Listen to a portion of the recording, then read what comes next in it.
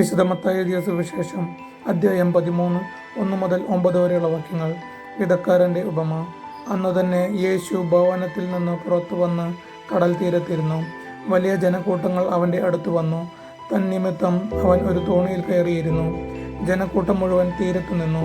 അപ്പോൾ അവൻ വളരെ കാര്യങ്ങൾ ഉപമകൾ വഴി അവരോട് പറഞ്ഞു. വിതക്കാരൻ വിതയ്ക്കാൻ പുറപ്പെട്ടു. അവൻ വിതച്ചപ്പോൾ വിത്തുകളിൽ കുറെ വഴി അരികിൽ വീണു. പക്ഷികൾ വന്ന് അത് തിന്നു. ചിലത് മണ്ണ് അധികമില്ലാത്ത പാറമേൽ വീണു. മണ്ണിന് ആഴമില്ലാതിരുന്നതിനാൽ അത് പെട്ടെന്ന് മുളച്ചു പൊങ്ങി.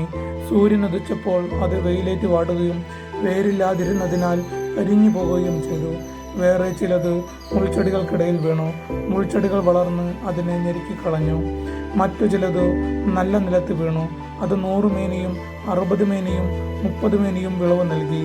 ചെവിയുള്ളവൻ കേൾക്കട്ടെ. നമ്മുടെ കർത്താവായ യേശു മിശിഹായ്ക്ക് സ്തുതി.